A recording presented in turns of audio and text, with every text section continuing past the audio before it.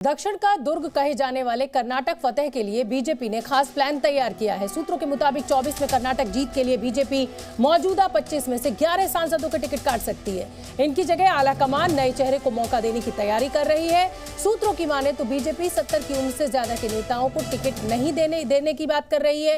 हालांकि कुछ अपवाद जरूर होंगे। बीजेपी के इस प्लान के तहत कई उम्रदराज नेताओं ने खुद को टिकट की रेस से बाहर कर लिया है।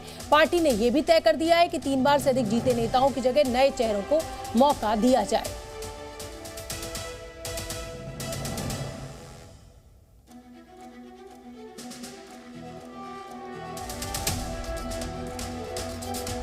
तो चलिए अब आपको ग्राफिक्स के जरिए दिखा देते हैं कि आखिर वो कौन से सांसद हैं जिनके चुनाव नहीं लड़ने की संभावना है और वजह क्या है वो भी आपको समझाते हैं। सांसद जीएम सिद्धेश्वर, 72 साल इनकी आयु है। सांसद हैं रमेश जिंगजिंगानी, उम्र इनकी 72 साल है। इनका भी ये मिल रहा है जानकारी कि इनको इस बार टिकट नहीं मिलेगा। सूत्रों से जानकारी मिल रही है कि वो अधिक उम्र के कारण चुनाव नहीं लड़ेंगे। सांसद अनंत हेगड़े, इनके चुनाव न लड़ने की वजह खराब सेहत बताई जा रही है। सांसद शिव कुमार उदासी निजी कारणों से चुनाव मैदान से हटेंगे। वहीं सांसद सदानंद गौड़ा ने चुनाव नहीं लड़ने का ऐलान किया है। तो कर्नाटक में जो बदलाव वाला दांव है, क्या वो सफल होगा ये तो नतीजे आने के बाद ही पता चलेगा। लेकिन बीजेपी टिकट बंटवारे में एक बड़ा बदलाव करने का मन बना रही है।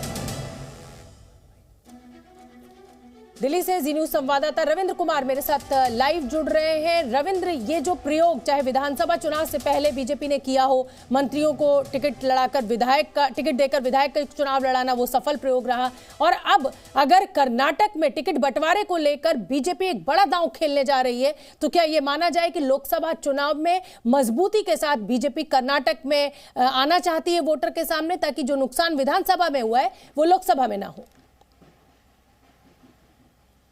बिल्कुल, देखिए 25 सीटें थी पिछले बार लोकसभा में कर्नाटक से और 28 टोटल सीटें हैं। लेकिन इस बार जेडीएस के जब समझौता हुआ है उसके अनुसार बीजेपी उसको 4 सीटें देगी, यानी 24 सीटों पर चुनाव लड़ेगी। एक सीट जो जीती हुई सीट है ऐसे ही जेडीएस के खाते में चल जाएगी।